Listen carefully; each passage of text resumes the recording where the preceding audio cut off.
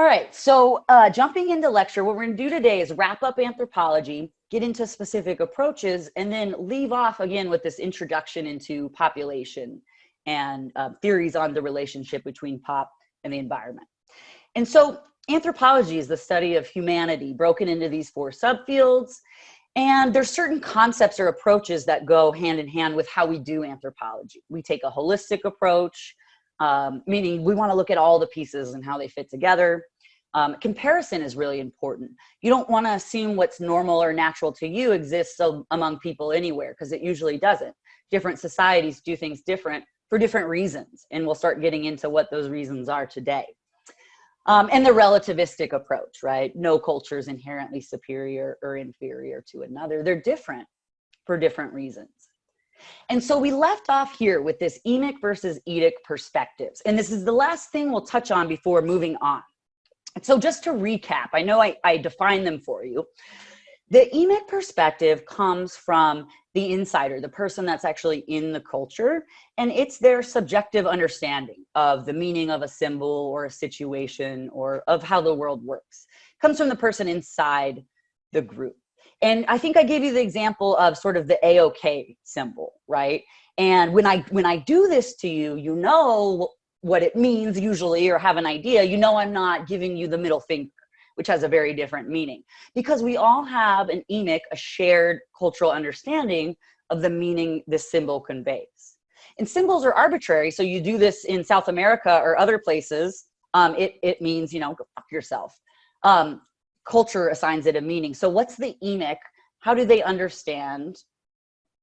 And then in contrast, the etic.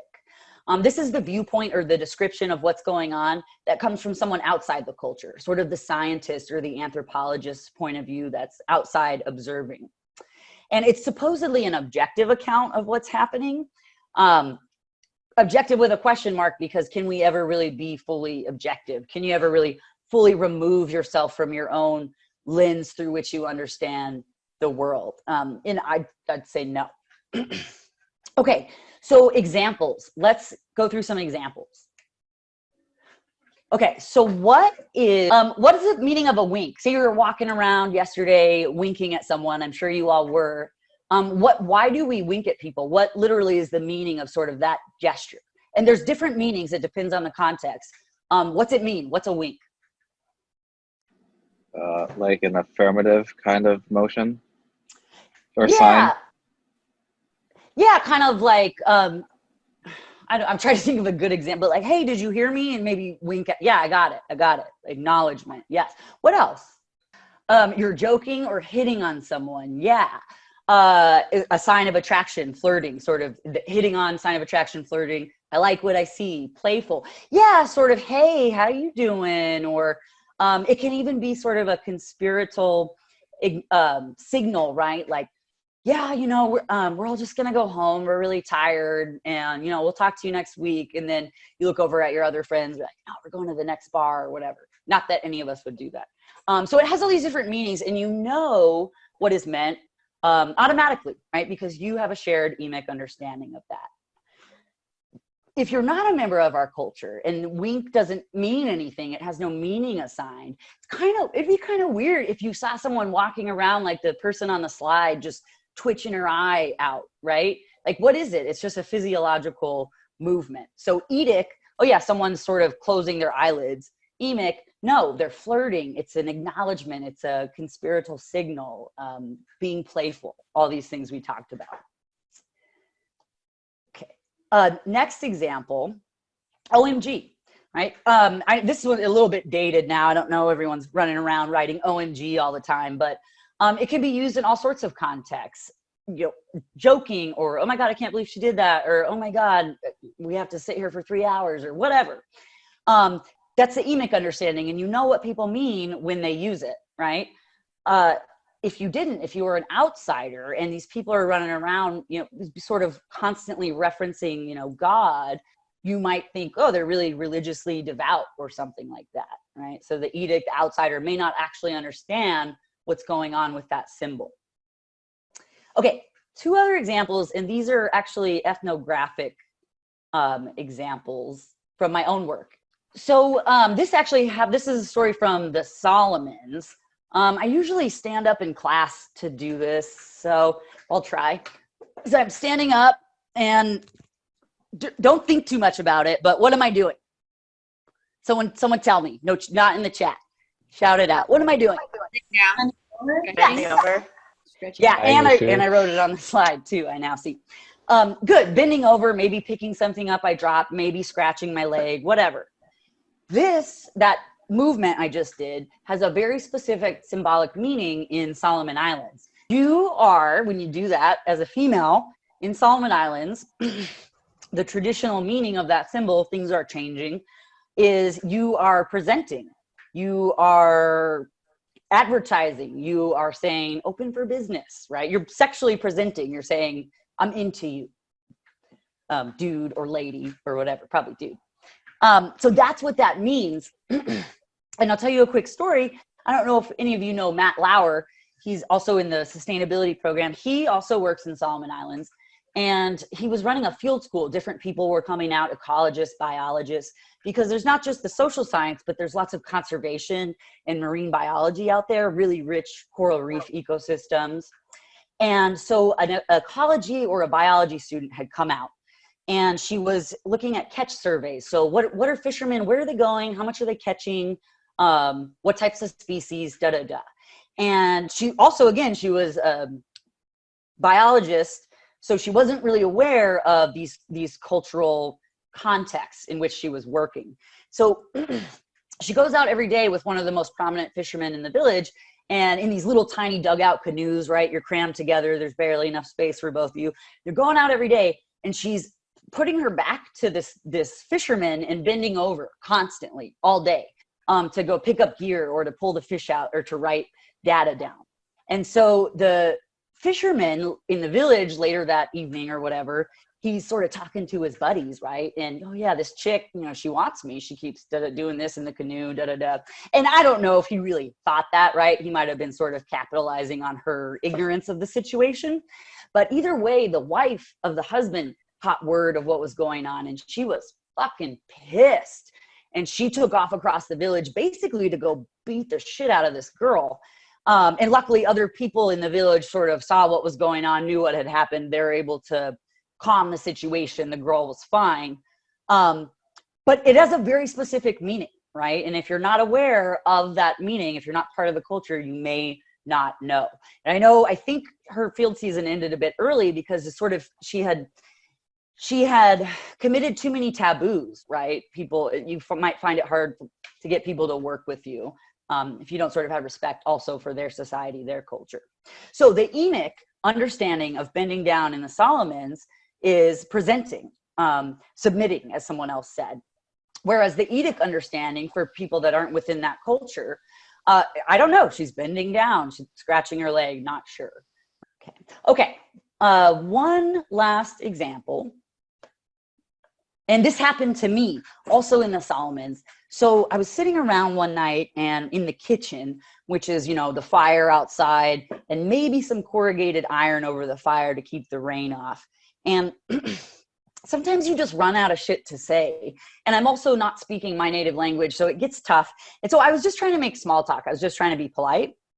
And the person next to me, I said, oh, I really like your necklace. It's a really cool necklace on. And so she reaches back and she starts to take it off and hand it to me. And I realize, oh shit, you know, I've done something that I didn't mean to do. So she tries to give me the necklace and I'm trying to explain, you know, no, what's going on. Luckily, my friend Tira was next to me and she explains, you know, Savannah, Los Solomons, if you say, I like something, I like your bracelet, I like your necklace, what it means here is I'd like to have that. I'd like to have that. And so when I said that, I was actually asking her for her necklace, not giving her like an innocent compliment like I thought, right? So emic understanding of that in Solomons is give it to me, right? Or can I have that, but give it to me. Etic understanding, what I thought I was doing was just kind of offering a compliment. And so it's really important to understand this, especially if you're working in cultures and societies that are not sort of your own. Emic and etic, this derives actually as It's a methodological solution to the theoretical problem of objectivity, right? Can we ever really be objective? So on the one hand, you have an outsider that is observing objectively, but maybe they have no clue what any of this stuff means, right? Bending over, I like your necklace. So how accurate is their description, right? One problem. And then you have the insider view, the Emic view, but the people on sort of that side may not be able to explain what or why they're doing it. It might not be conscious to them, right? It's sort of ingrained. It's just how they do it. It might not be explicit to them. And so it's a methodological solution to this theoretical problem of objectivity that gets around it by saying, well, if we can account for etic and emic, we can have a more holistic idea of what may be going on. Switching gears to specific approaches. How do anthropologists try to understand and analyze human environment relationships? Why are some societies sustainable? Why are others not? What leads to that? And so there's two main approaches we're going to look at, starting with the interpretive approach, and then also sort of a contrasting opposite approach, which is the materialist approach. Okay, so interpretive anthropologists, the interpretive approach. The main thing they would say is that each society, each culture, group of people has their own way of doing things, their own way of sort of understanding the world and classifying it and thinking about it. And so the focus is on what has meaning for the people in the society. Does bending over, right? What's sort of the emic? How do they understand the world? What are their assumptions about the way the world works? What's their worldview, their ideology? How do they think about the world around them? How do they classify it, right? Language being a major component of that. And so it's a mentalist approach in the sense that interpretive anthropologists would say, what's in people's heads, how they think about the world, how they understand it, their assumptions about how it works, that is going to drive their behavior. Their thinking will drive their behavior, and that will drive the rest of the cultural system. That'll shape how the society is organized. And so they would say worldview, how people think, this creates culture. This is what drives human action. That's their focal point. And so we just gave this example of a wink. Is it a physiological event or a meaningful gesture? And again, it depends on the culture. That's culturally dictated. If it has no inherent meaning, it's just an involuntary twitch, right? Or it could be some sort of signal or flirting or being playful. It is the culture that determines the meaning of it. And so interpretive anthropologists are interested in what's the conceptual framework people have? How do they understand the world? What has meaning?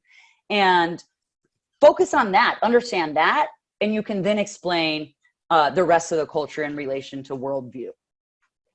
And we're going to put some examples on this. So if it's not making a lot of sense yet, don't worry about it.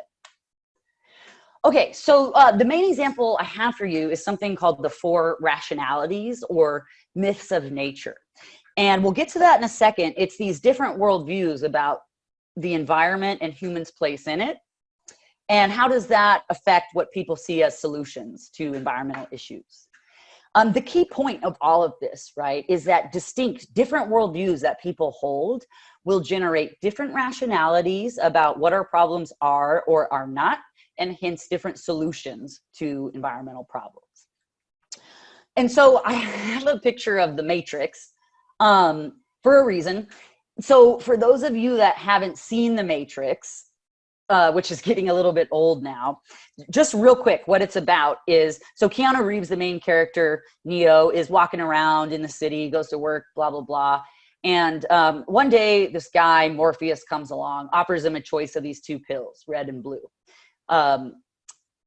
Take the blue one, life will stay the same. Take the red one and see how deep the rabbit hole goes. So he takes the red one and he wakes up and he's in this pod, sort of his body is lifeless in this pod, hooked up to this vast mechanical tower on which other human pods are connected. And so then he finds out what's going on. And the guy that rescued him, Morpheus, right? See, I've memorized the plot of The Matrix for you guys. He explains that humans are fighting this war with machines. So humans blacked out the sky to block out solar power to keep the machines, basically to block out their source of energy. The machines responded by growing people in these countless pods on these vast towers, and they're harvesting their biomechanical energy. That's now their energy source, just growing humans. And so they're hooked up while they're in these pods, these lifeless pods, to the Matrix. And the Matrix is a simulation. When Neo thought he was walking around, going to work, doing this and that, he's actually in the Matrix. He's actually lying lifeless in this pod, hooked up to this mental simulation designed to keep humans docile, right? Keep them busy from waking up. And so the point of this is that Neo, what he thought was real, his reality, the way he understood the world, was shaped, right? It wasn't actually real. It was shaped by the Matrix, the simulation that he was actually in. And so it's a metaphor. The Matrix is a metaphor for culture in the same way that Neo's reality, his understanding of the world around him was shaped. So is ours. So is yours. Not by the Matrix, but by the culture you're brought up in. And interestingly, oftentimes the way in which our perception is shaped by culture isn't necessarily conscious to us, right? It's sort of implicit. It's not readily apparent. It's just the way we do things, right? Okay, a couple of polling questions to get us back to these four rationalities of nature. Oops, let me just pull up. Okay, so there's 4 questions, and it's more fun if we go along and ask ourselves the questions, for me at least. So just yes or no, and then just keep track of what your answers are so you can see where you fit into our typology. So the first question is, I am more strict than most people about what is right and wrong. It's either yes or no.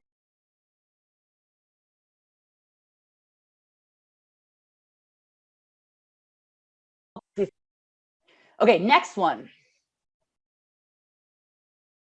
I prefer simple and unprocessed foods. Yes or no? We'll take like 15 seconds. Punch your answer in.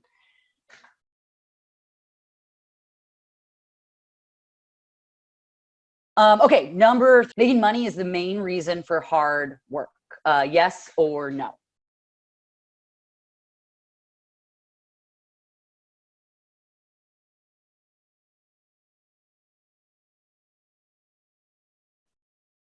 And then just one more. I feel that life is like a lottery. Yes or no? Meaning like anything could happen. I don't really have control over it.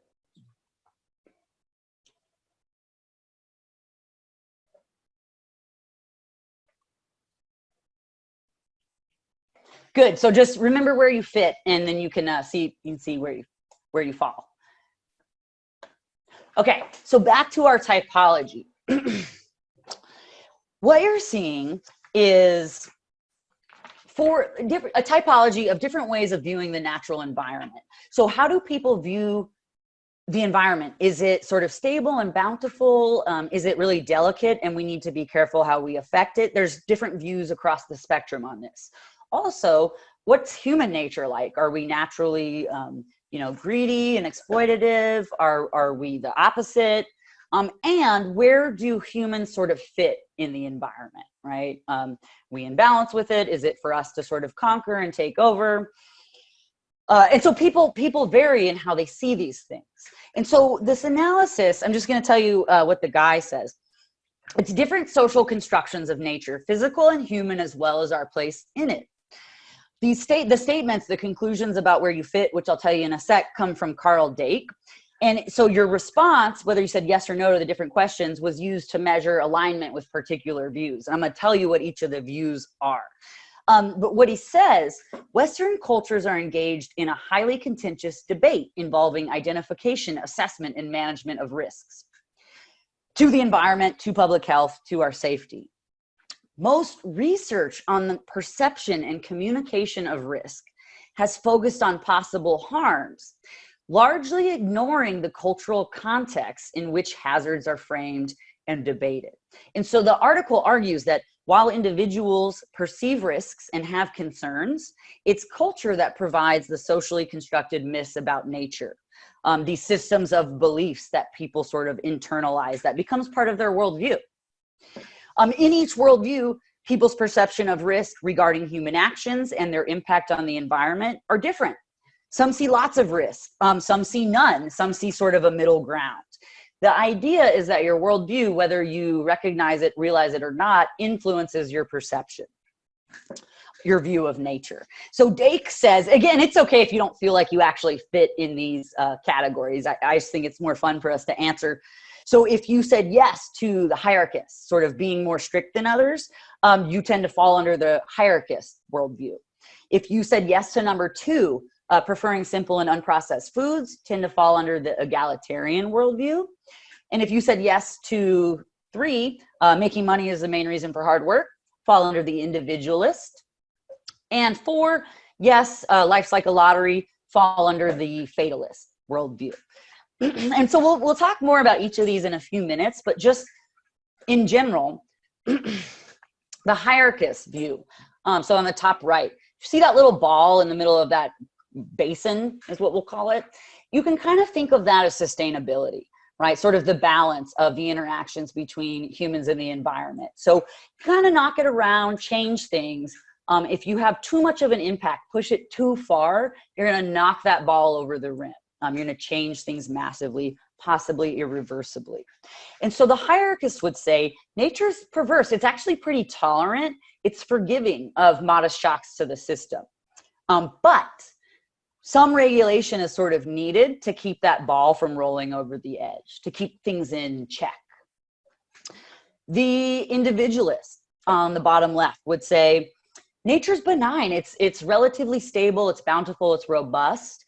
You can knock that ball all around that basin, and it's going to come back to rest safely in the bottom. It's going to roll back down. That's sort of how they see nature. If problems do arise, individuals can solve them, can innovate our way out of it. The egalitarian, the bottom right, nature ephemeral, meaning it's delicate, it's short lasting, it's fleeting. We can very easily have a huge impact on it. Everything's sort of interconnected. You knock that ball around a little bit this way or that, it might roll right off the edge, right? Sort of tread lightly on the earth. And then top left, the fatalist, nature capricious, meaning it changes quickly and unpredictably. And really in the end, nature is going to dictate what happens, not us. Nature, sort of nature determinism, if you will.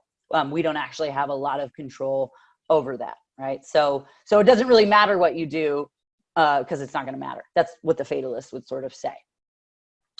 Okay, and then don't worry about the horizontal and vertical axis. But just real quick, like the vertical, as you go towards the top, towards the fatalist and the hierarchist, it's externally imposed restrictions on choice. So for fatalists, nature is imposing restrictions on your choice. That's actually what's going to dictate what happens. In the hierarchist, we need some regulation to keep individuals in check, to prevent some of the excesses that can happen when people are left to sort of pursue their own individual interests. As you move towards the bottom, the individualist and the egalitarian, there's no externally imposed limits on your choices. The individual would say, let individuals do their thing, compete on the open market, it'll work out for all of us. Egalitarians would say people really need to redefine their relationship with nature, right? As individuals, what are their values? And then sort of the horizontal, if you move off to the right, collectivize, it means we all need to get involved. For the hierarchist, everyone needs to follow the rules. Egalitarian, we all need to change. If you move over to the left, less of a collective effort. For the fatalist, it doesn't fucking matter because nature's going to decide, so do whatever you want. For the individualist, it's let individuals do their thing, benefit themselves, and that actually will work out for all of us, which I'll explain in a bit. Okay. We're going to come back to that. What we're talking about the interpretive approach right now. How does worldview drive behavior? And then how does that affect the environment? So do people see the environment as something to sort of conquer? Kind of this notion Bodley talks about in certain, it depends on how you use the biblical references. Some would say, God gave man dominion over the earth. It's yours, use it. Ann Coulter, she's a conservative talk show host. God, this is one of the more gentle quotes by Ann Coulter. God gave us the earth. We have dominion over the plants, the animals, the trees. God said, earth is yours. Take it, rape it. It's yours, right? So there's sort of that extreme side of the spectrum. Or do people see the environment as something to be conserved and taken care of, that we should be good stewards of? People fall all across this spectrum. And so it's from the interpretivist point of view that it's these different ideas about nature and human impact on it that make sustainability so problematic. People, thoughtful people, have different and mutually irreconcilable ideas of what types of activities are sustainable and which ones are not, right? And so it's these different worldviews that underlie contradictory positions on climate change. So I have a couple of examples for you just to illustrate what I mean. So the way you think is going to influence the solution you come up with. The voluntary human extinction movement is the first example. Excuse me, pronounced vehement. I'm just going to read from their website. Vehement is a movement, not an organization. It's a movement advanced by people who care about life on planet Earth. We're not just a bunch of misanthropes and antisocial Malthusian misfits taking morbid delight whenever disaster strikes humans. Nothing could be further from the truth.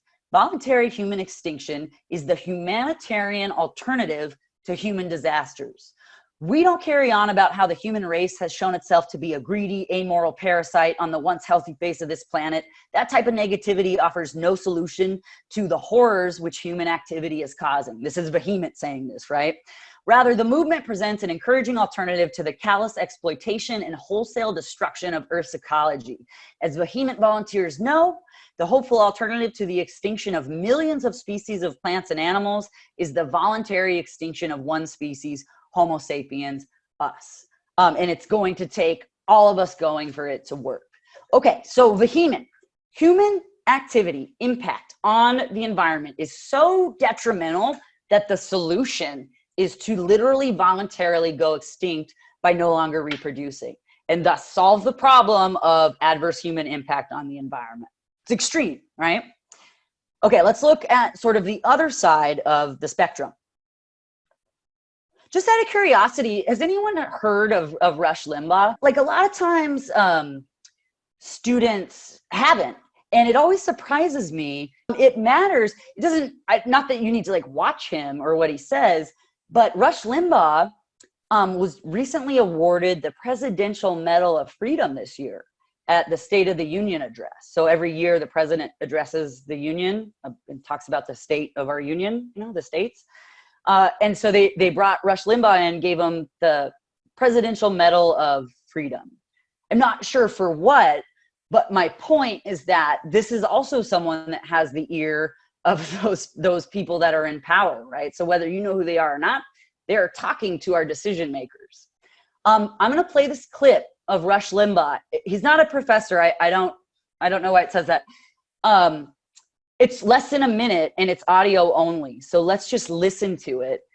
The memo questions the lack of scientific support for the finding that CO2 is a pollutant. It's a smoking gun memo saying that the findings were political, not scientific. On page 2, quote, there is concern that the EPA is making a finding based on harm from substances that have no demonstrated direct health effects, such as respiratory or toxic effects. Making the decision to regulate carbon dioxide under the Clean Air Act for the first time is likely to have serious economic consequences for regulated entities throughout the economy, small business, small communities. Obama administration's own memo, own lawyers. I don't know how this got out, and I don't know how Senator Barrasso from Wyoming got it, but he put it to Lisa Jackson. This is again, not a surprise to me because we exhale CO2. If it were a poison, if it were something that wouldn't be part of the way we stay alive. At any rate, a brief timeout. We'll come back. Your phone calls are next. So on the other side of the spectrum, Rush Limbaugh. We exhale CO2. It's part of how we breathe. What do you mean that this is a problem? And I know you guys already know this, but just to clarify, we're not interested in the direct effects of CO2 on human health, but rather the indirect effects it has on the climate, which also affects human health.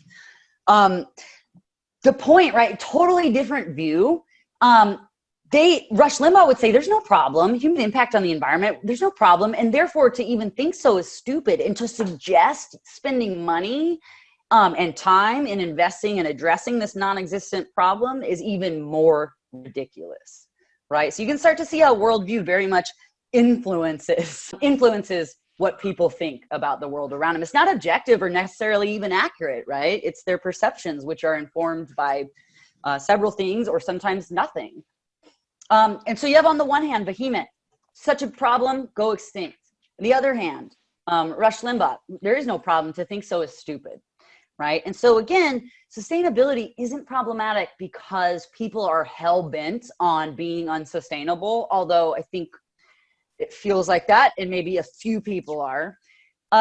Rather, thoughtful people have mutually and irreconcilable ideas about what's sustainable and what's not, right? And so the way you frame the problem is gonna influence the solutions you propose, right? Interpretive approach. Worldview, how you think, will drive behavior. Okay, so back to our typology. The individualist story, again, is nature is benign, it's predictable, it's robust, it's stable, it's pretty much forgiving of any insults humankind might inflict upon it. However violently we knock it around, we shake that ball in the bottom of the basin, it's gonna come to rest safely in the bottom again. We're not gonna create problems that are so bad that we can't solve them, right? We'll always figure out how to solve them. This is the individualists. And so this worldview, how does this translate into solutions? What these folks would say is, again, nature's bountiful. If problems do arise, we can innovate our way out of it. And so to address environmental problems, they would say, rely on laissez-faire markets to spur competition and innovation. And this will sort of trickle down and benefit us all. So just real quick, laissez-faire economics was something proposed by Adam Smith, this classic economic theorist a couple hundred years ago. And it's this idea that private vice, acting in your own self-interest through whatever you're doing for work or creating a business or trying to create a new technology, whatever it is, but you're pursuing your own personal self-interest for money or for, you know, God forbid, fulfilling what you value. That will, as if it were led by an invisible hand, result in public virtue. Allow people to pursue their own self-interest. This will trickle down and benefit us all, right? This sounds familiar. It's trickle down economics. It's Reaganomics. It's the free market economy. And so the idea is some people will compete. They'll create a new business, but this helps us all, it creates jobs. Or they'll create a new technology to deal with global warming or one of the correlated problems. And they'll maybe make money off that, but it'll also help us all because they're helping solve some of our collective problems, right? So you allow individuals to compete on the open market, and through that, we'll all be better off. Importantly, and this is important, Adam Smith did not say that this was invariably true, that pursuing private vice would lead to public virtue. He said that is true only when the person pursuing their own self-interest, they reap the benefits of that, right? The company or the profits or the recognition, but they also have to bear all the costs of those endeavors. This is when you get the invisible hand, where it actually does sort of benefit the rest of us. In many cases, especially today, these individuals pursuing their own private interests, they definitely accrue all the benefits of that, the money, the increased profits, but the costs of those endeavors are not bared by these individuals. They are bared by all of us, right? By the broader society and the broader environment through exploited labor, right?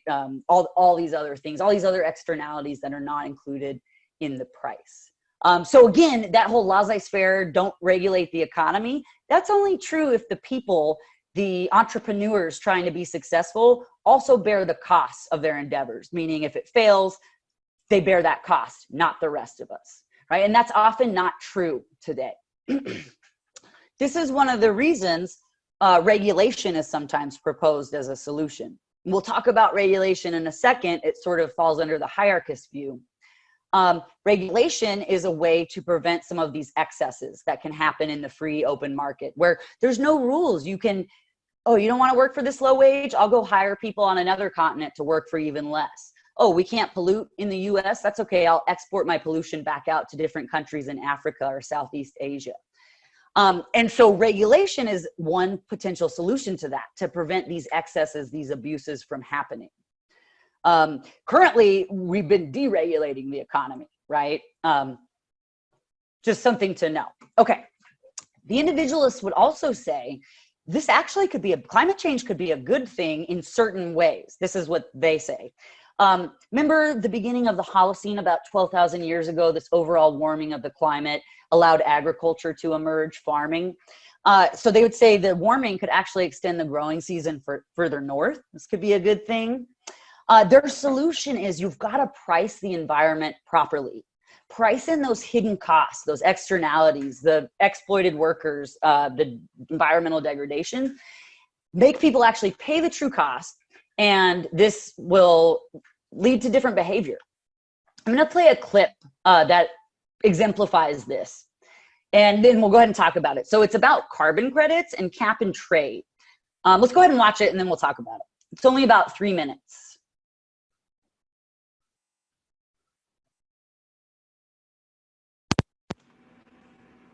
There's no audio just yet.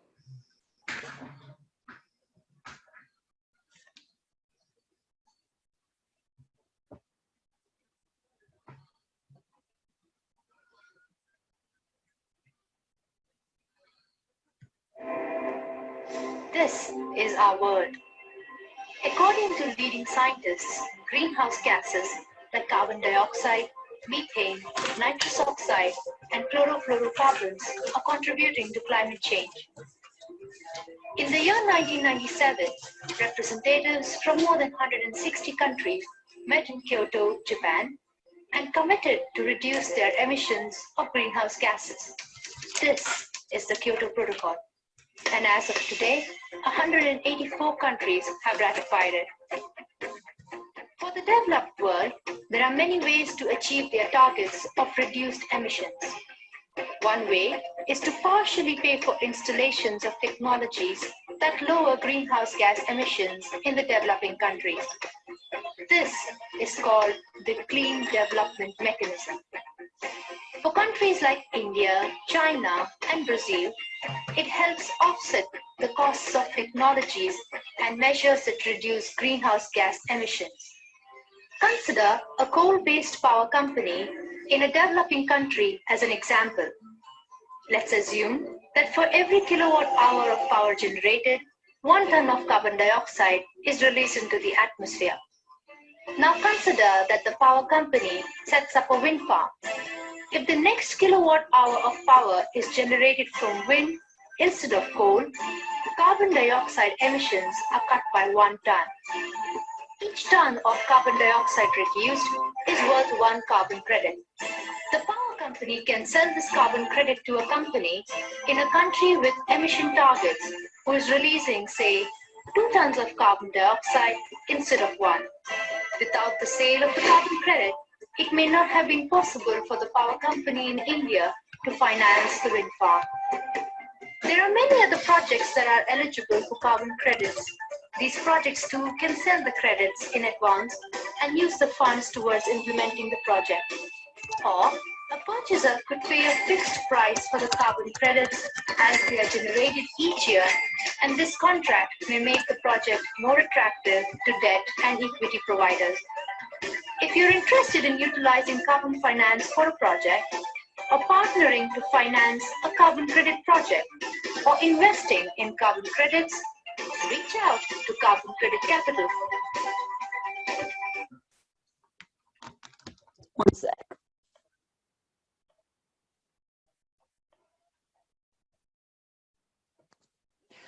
Okay, And I switched back over. If you can't hear me, just say something.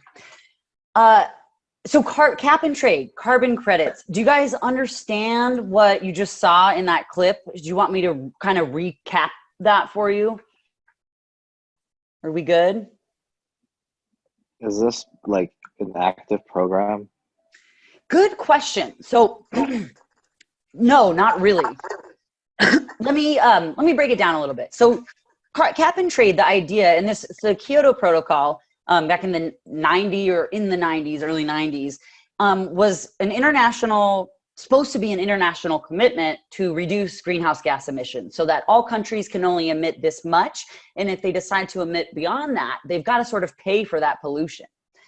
And so the idea is you make being polluting more expensive than being green. So it changes the incentives and changes the behavior. So the carbon credits, let's say governments set a cap on how much carbon can be emitted. Let's say 1 ton of CO2 equals 1 carbon credit. So company A decides, I'm going to go green. And what they're able to do, let's say they do solar or wind or something. And so they're now below the amount of CO2 they're allowed to emit. And they can sell that carbon credit to other countries that need to buy it because they're above the cap that you're allowed to emit. So company A goes green, good, they have carbon credits now to sell. Company B decides, I'm gonna keep using fossil fuels because at least right now, it's much more profitable for me to do that, right? It's cheaper, and that's what I'm gonna do. But with the cap and emitting more CO2 than they're allowed to, company B now must purchase carbon credits from company A, right? Who has the credit to sell because they've gone more green and they're not emitting as much CO2. And so the sort of idea is that you price in these hidden costs. You make people actually pay for the pollution and the other stuff they're emitting. And this will change behavior as people don't want to pay the rising costs of that polluting production. And so company A, they've sold their carbon credit. They now have even more money to invest in greener technology. Company B will continue to pay the rising costs of their pollution as they continue to not switch to alternate energy production. So it's a way, sort of price it in, right? Make people actually pay the full cost of what they're doing. People will now have an incentive to do things differently, to become green, to shift technologies. Any questions about that? And go ahead, Josh. I know I haven't answered your question just yet. Oh, okay, yeah. So it's not working, no, because it only works if people actually follow the caps. And so if the governments don't actually stick to it, which we haven't, then nothing happens, right? Then nothing happens. And so again, brings us back to this point about regulation that I was making. Regulation is a way to prevent the abuses, the excesses in the system, right? So you actually say, this is actually a hard rule that you can't emit beyond this. But this is not actually regulated. It's not actually enforced. And so no, came up with this in the 90s, right? That was back before we passed this 400 parts per million CO2 in the atmosphere. So yeah, it's a good question. It only works if people actually do it or if it's actually enforced. So their solution is individuals will innovate, price the environment correctly, pull those hidden costs into the price tag, and people will make different choices, which will lead to different outcomes. Oh, nice. I like it. Brian said, easy way to make them follow caps. If you break your cap, no tax write-offs until you are under the cap. No tax havens, full tax exposure. Good. Why don't we do that? Why doesn't the government just enforce this? Does anyone care to elaborate or comment on that? Why not? Because that's a really good point, Brian. Yeah, like why just, hey, you're not getting welfare for the rich if you don't keep your emissions below. That's what I call tax breaks, because it's the same thing, but just for the rich. Policy takes forever. Yeah, but I think that's a cop-out. And you're right, it totally does. But we've had 30 years to do this one. We've actually erased and pulled out of some of the policies we've developed to deal with climate change. Mallory, because corporations pay them not to. And yeah, I think one answer I would give you is that the people are decision makers in government. These political elites are often also the same person as our economic elites. So for example, does anyone know who Rex Tillerson is? And it's okay if you don't. Yes, kind of. Who is he? Or maybe William, can you help us out? Isn't he the former CEO of ExxonMobil? Yes, yeah, he's CEO for several years. Sorry, also he was Secretary of State for a while. Then also, as he walked out the doors of Exxon being the CEO, and I can't even remember, he got like a crazy bonus his last year too. He walked into the doors of the White House and took his new position as Secretary of State. Literally the main sort of person involved in geopolitics, right? So Rex Tillerson, CEO of Exxon, becomes Secretary of State. As we know, there's high turnover right now. He's already back in the private sector, right? And the examples of this shit are endless. You're gonna see it when we get into industrial food production. You have top CEOs from Monsanto, from all these other companies that are CEOs of their company. They come in, they work in the government for the FDA, for the EPA, for all these organizations that are literally responsible for regulating their private activities. They come out of the private sector, go into the government, change the rules, go back into the private sector. Yeah, someone's, McKenna, the guy in the video last week, was it Julian Simon? No, we were watching the Jon Stewart clip of the Congressional Committee on Science and Technology and Space. And one of the Republicans was talking about, oh, climate change isn't, I don't know about that. You didn't include global wobbling. And yeah, sort of the people that were arguing against global warming, their three biggest funders were all fossil fuel companies, right? So yeah, this is why your teachers are so annoying about who said it and what context were they living in, what was the period like, because ideas are not created in a vacuum, right? They come from people, from particular contexts, and people with specific agendas, right? That may or may not be in line with what the rest of us sort of value or need, right? So yeah, good questions.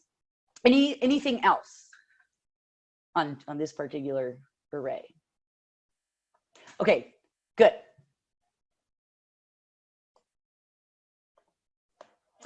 The hierarchists. So we're gonna just go through each worldview and sort of how does that translate into the solutions they propose. The hierarchist story, again, within limits, nature can be relied upon to behave pretty predictably. It's forgiving to modest shocks to the system, but care must be taken not to knock the ball over the rim. And this care comes in the form of regulation. So on the figure, you see that ball in the basin. Push it too hard, we can knock it out of the basin. So we need some rules, some regulation to prevent the excesses, the abuses. Regulations required to prevent major excesses while leaving the system to look after itself in minor matters. Don't worry about it's the ecologist equivalent of a mixed economy model, but sort of mixed economy meaning some laissez-faire, free market, individual competition, but with some regulation to keep the abuses in check, right? To make sure those that are reaping all the benefits don't just pass all the costs on to us. So the manager style, interventionist, right? Leave people to their own devices, but we need some rules to keep things within stable limits. So their solution, viewing things this way, is international protocols and national commitments are needed to address environmental problems like greenhouse gas emissions. So we already brought it up, but the Kyoto Protocol was one of the first of these in Japan in I think 1990, which was where governments set a limit on how much CO2 they would emit. It only works if people actually follow it or enforce it. And unfortunately, the people that sort of have the power, the money to make these decisions, that might not be what they're interested in doing. Or more recently, Kyoto Protocol is a bit old, the Paris Climate Agreement, sort of similar idea, this international commitment to deal with climate change. And as soon as the administration, as soon as Trump was elected, I mean, it's just true, I'm not trying to bash, he pulled us out, because he doesn't believe in climate change. So why would we put money or resources into dealing with a problem that in his mind doesn't exist? That's why it's so important, right? I'm hammering this idea of worldview. And so look at the map, look at the global map. 146 countries have ratified it, like 48 others signed. Look at only 3 countries not signed or have withdrawn. That includes, let's see, the US, which we withdrew, and Syria and Nicaragua are the other 2. Okay, so it only works if people actually do it. Okay, the egalitarian, nature ephemeral. They would say that the underlying problem is resource consumption, resource throughput. We are consuming too much beyond the Earth's ability to provide or neutralize and absorb the byproduct, the waste that we're putting back out. Also, another problem, people are disconnected from the natural environment. We need a sort of a whole new relationship with the environment, right? Different values, if you will. In the US or Western civilization, one value, one narrative is individualism, right? It's sort of celebrated, even encouraged. And I'm not saying that's true for you, but it's an ideology in this country, in this culture. That doesn't translate cross-culturally. Other societies wouldn't value that. In fact, they would stigmatize someone's belly being full while another person next to them went hungry, right? Really stigmatized. That's not valued. They value everyone being able to meet their needs, right? That's valued.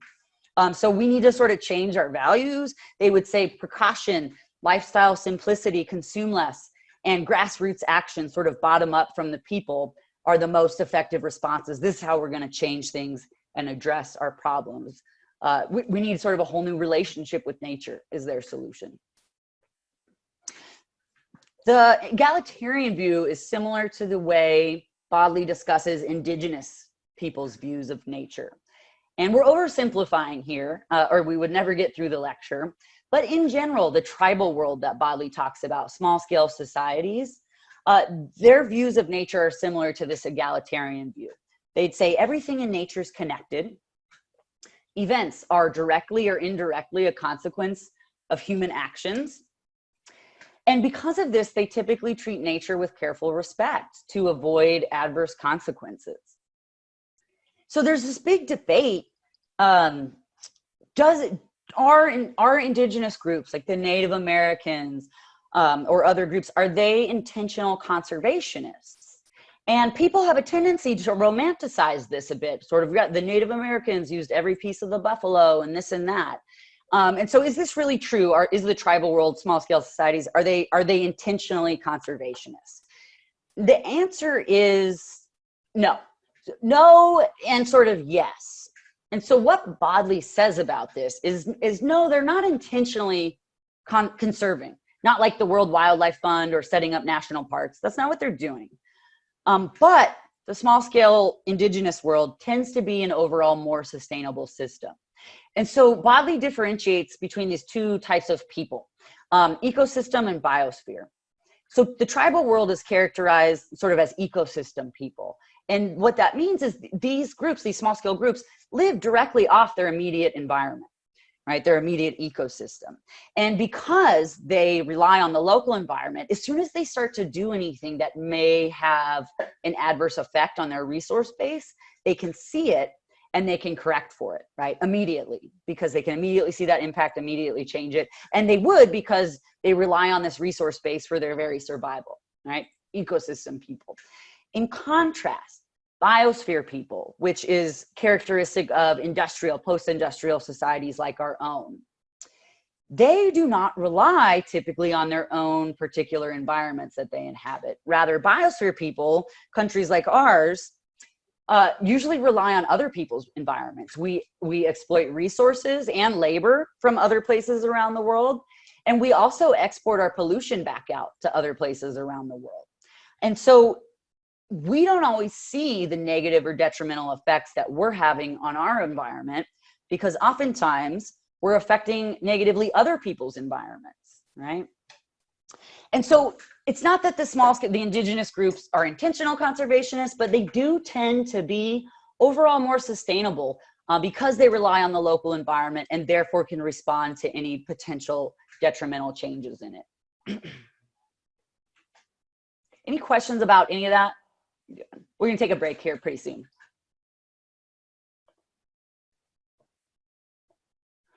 The fatalists, last one, and this one's easy because the fatalists say that nature is capricious, it changes quickly, it's not predictable, and so whatever you do, it doesn't matter because nature's going to dictate it. There's no way you can really understand it, and so anything you do doesn't matter. This worldview, right, doesn't matter, results in sort of a non-solution. You know, you don't really need to do anything because in the end, it's not going to matter. Nature's going to decide. Who cares? Don't bother, da, da, da, right? Okay, so quick question, and I'm gonna shoot a poll out, is why do we call these myths of nature? And so the question is, how many of you fit neatly into one of these categories? Remember, I had to keep track of where you fit. How many of you fit neatly into one? And into one, and then you can choose the answer that best describes you. So the first answer, I fit neatly into one category. Second, I fit into more than one category or worldview. 3, I fit into all of them to some degree. And the last one is I don't really fit into any of these in any way, not even a teeny tiny bit. So you give you guys a 10, 15 more seconds. We got some answers coming in still.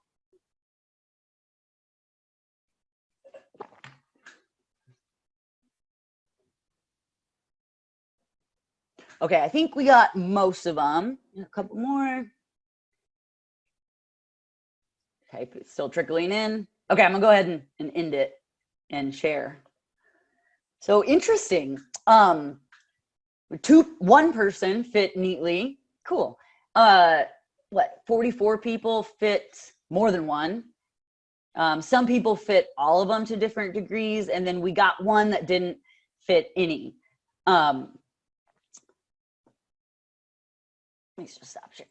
So good. The reason I like to ask that question is that this is why we call them myths of nature, right? Because on their own, they're really not fully accurate representations of necessarily anyone's particular worldview, right? And that's sort of the weakness of typologies, is that they oversimplify. Sorry, they oversimplify, right? So the question is, if typologies, approaches, if they all have their own limitations, they always oversimplify, that's the weakness. Well, what's the point in engaging with them anyways? And the strength of typologies and these different approaches is it helps us analytically to break down some of the main ways of thinking about this, some of the main worldviews, and how that translates into action. And just be aware, all typologies, all approaches have limitations, have weaknesses. So better to sort of admit that, recognize it, and try to correct for it than deny that it exists. Just a couple more points. The interpretive approach in general, this idea that worldview shapes and drives the rest of the social organization, has its own weaknesses, right? It also oversimplifies. It says worldview drives all else. But what about other aspects of our societies that also shape people's perceptions and behavior? What about the environment people live in, or the types of resources they have access to or don't? What about power differences between people? How does this also come into play? And so, and one last thing, one last critique is really true of all the social sciences and really all science in general. If we all see the world through a culture filter, can we ever really be objective, right? Can you ever fully pull yourself out of that lens through which you see and perceive the world? You can kind of take it however you want. I won't ask you that, but I would say no, right? We can never fully overcome our own biases and ways in which our perceptions are shaped. And part of the thing about that is a lot of culture, it's not necessarily conscious to us, right? We're enculturated into it. It's just how we do it. We might not even be aware of the way it's shaping how we think.